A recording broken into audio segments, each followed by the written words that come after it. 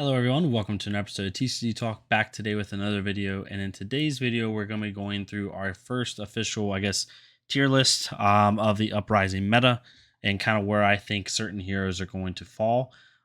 We did sort of a tier list-esque type video like 2 weeks ago where we just talked about, where we think certain heroes are, but it wasn't really tier list based. It was more just talking about Uprising as a whole and kind of where some heroes fell, but also just talking about the heroes in general. So this one's gonna be more like straight like tier list, kind of based off now my testing. I've done mainly only testing with Fi. I've done a little bit of testing with Katsu and some Lexi, but mainly it's been Fi. I'd say like 30-40 games at this point. So I don't have obviously like all the answers, but I do have somewhat of a grasp on who I think is good, who I think is going to struggle, and things of that nature. So we put the list into 4 sections. We put the meta, which is like, what are the top meta heroes, right? What are the heroes that you're going to see a lot? I put Briar in there as an example. I put one in already so you all can kind of get an idea of what I mean. We have solid options. I think Katsu is a perfect example of this. He's not a meta hero by any means. However, he is a solid deck that is going to do, I think, really well, especially against certain parts of the meta. We have the Rogue category, which I think Viserai is the picture perfect hero right now for the Rogue category, because Rogue is 2 things. It's either a hero that people are sleeping on, like not talking about, or it's a hero that could counter a large portion of the meta and come into an event and be like a Kano like deck that just really hurts people really bad. So overall, that's where the Rogue is at. And then finally, it may struggle. Levy is the classic example of this. It's not that they're bad heroes. I legitimately think every hero in the game right now is playable personally. Like, from a normal competitive level, like obviously there's ones that are better, but there's not a hero that's just like really low in win percentage.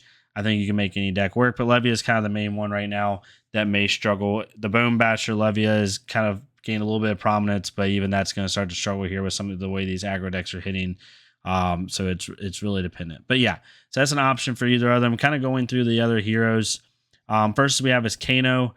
I think Kano is still in the Rogue category.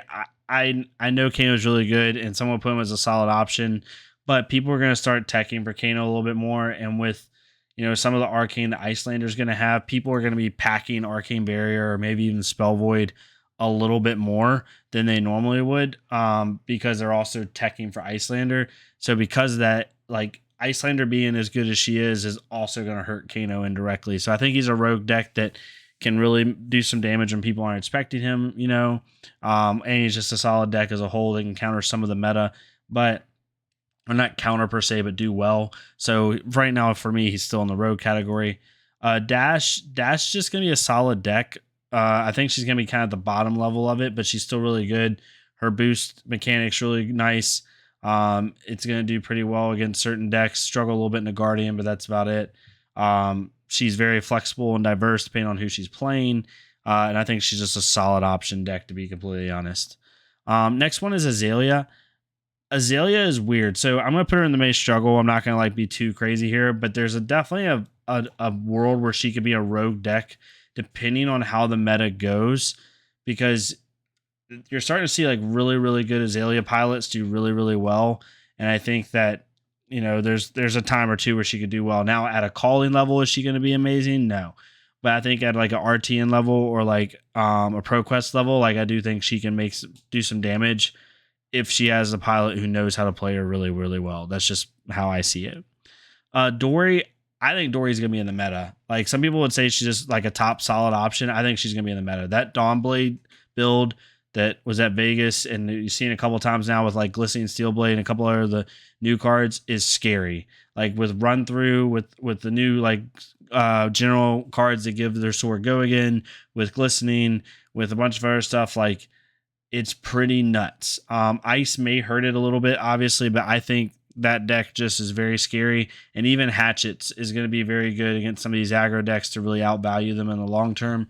It just really depends on how it goes, but I think she's going to be in the meta. I think people are going to, I think early on you may not see her, but towards the middle to the end of the season, you're going to start seeing a lot of good Dories, and that's just my opinion. Oldhim is a meta, obviously, does really well in the Prism, or not really well, Prism, sorry, gosh, not well in the Prism, but does really well into a lot of the aggro decks, and the aggro decks, right now, the easy triangle is Prism, Guardian aggro, and they kind of all beat each other. So they're going to be keeping the aggro decks in check a little bit. It got some nice new ice cards that it can utilize really, really well. And overall, just a really solid deck that's going to be able to counter a decent portion of the meta.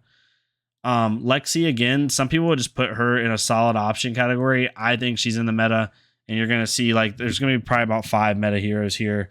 But I think like you're going to be able to do 2 things with Lexi. You're going to be able to either stay with like kind of do like a fuse build, right? You can go back to doing fuse build with some of the stronger ice cards that she has in play. Or you've seen a couple people running like a fuseless build and just using really good disruption ice cards.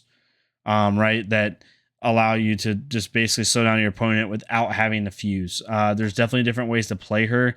She has the gas to hang with aggro decks if she draws right. She has the disruption to really hurt them. You know, she can beat Prism. Yuki showed it that she can beat Prism. Definitely like not out of the realm of possibility. So I think she's gonna be in the meta personally. I think this is a deck similar to Dory where like at the beginning of the season, you're not going to see a ton of her, but towards the end, you're going to start seeing a lot of Ice Lexis. That's just my opinion. The next one is Icelander.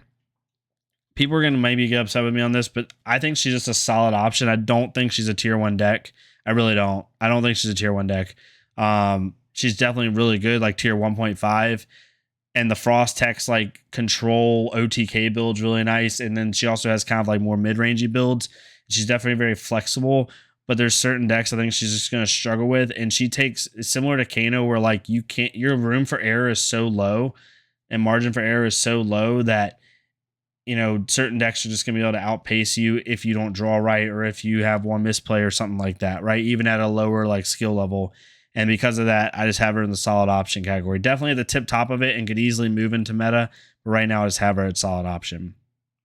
Prism is probably the last meta hero, obviously. Right, I think Prism is going to be in there. Like, right, Prism beats Guardian, Guardian beats or can be or favored to Briar, and then Briar, Fi, and all of them will beat Prism, and that's just how it's going to go. I do think that Herald's Prism will be a lot more popular than Aura Prism. I think like it used to be. This is how I think it's going to go initially. I think it used to be like Aura Prism was the main, and then people sided into Heralds. I think it's going to be Heralds as the main, and people are going to side into Auras because most of the decks you're going to see early on are like Dawnblade and, you know, like maybe Briar. You're going to see a lot of Fi. I think you're going to see a lot of other like aggro-based decks. And I think she's going to have maybe a little bit more of a proactive strategy against a lot of the meta. So we could see that. And she has got, you know, a couple new toys maybe with some of the stuff. Ghostly Touch is a thing now, so you know she can punish people a little bit more for being aggressive on her. But Erase Face is a card that just kills her. If Erase Face hits, like her Heralds can't get go again. So she is doing that Heralds package, and people just keep siding in 3 Erase Faces. Like obviously, it's not going to like completely change the game, but depending on when she gets hit with those, it's really going to hurt her game plan. So that could be an issue though. But right now, she's in the meta. She's top.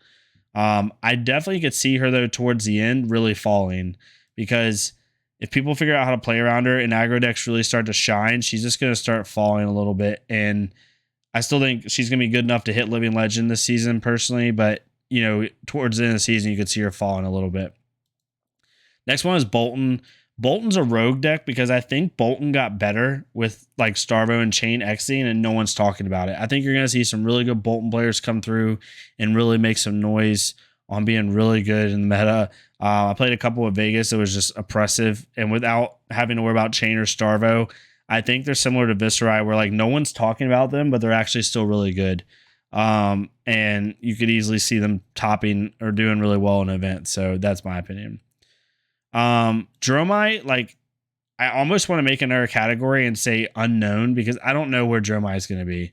I truly don't know. I'm just going to put it in the rogue category because I don't know where this deck's going to be. Right now, early on, I think this deck struggles because it's going to take a long time for people to figure it out. It's going to have to be very meta dependent on what she's facing. She has to play kind of like suboptimal cards with dragons, in my opinion. And her game plan is very slow, but not in a good way.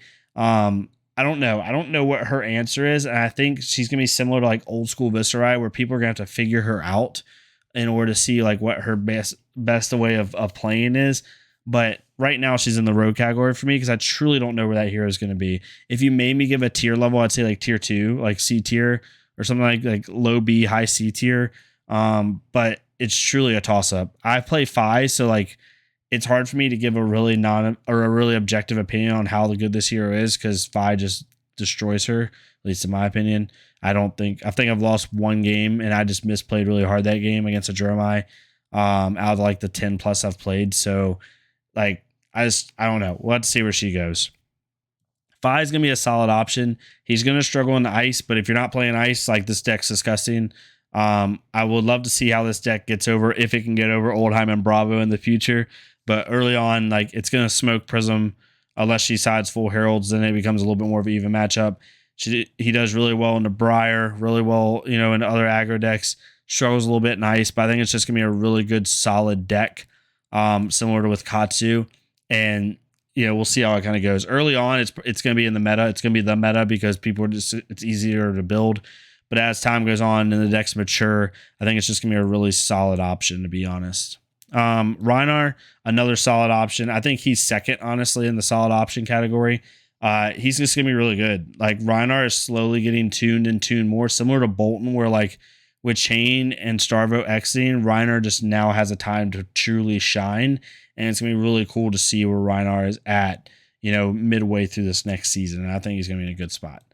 And then finally, Bravo. I think OG Bravo is like at the top of the solid option category. Like him and Icelander are kind of like 1A and 1B in the solid option category.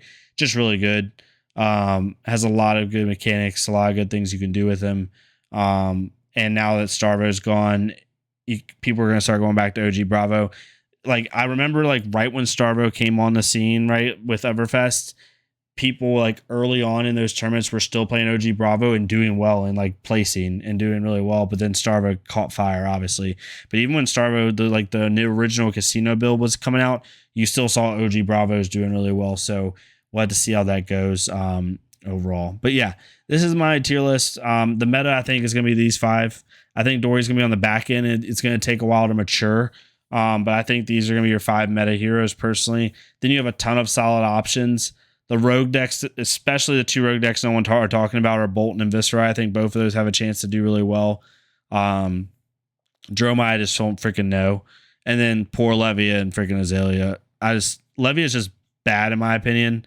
Azalea with the right, both of these decks are like with the right pilot, they can do really well, but it's always one-offs. And it's at like a medium tournament level. You rarely see one do good at like a national level event. So, well, we'll see. Hopefully it proves me wrong because I love playing Azalea. She's super fun. I haven't played Levia a whole lot, but yeah, this is where I kind of rank everybody right now. Overall, like obviously if you want to give tiers, like S tier, A tier, B tier, and then C tier, right? That's kind of where it is. But yeah, let me know what your thoughts are. Let me know if you agree or disagree with any of these points. Overall, I think like the meta is pretty open. Like you can play anybody you want. If you're playing at like a calling level or a pro tour level, obviously the meta shrinks a little bit.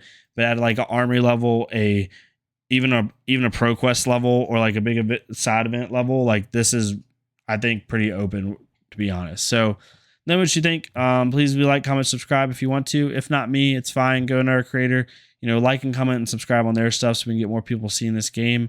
Let me know what content y'all want to see in the future, and I'll see y'all next time on TCG Talk. Thank y'all so much.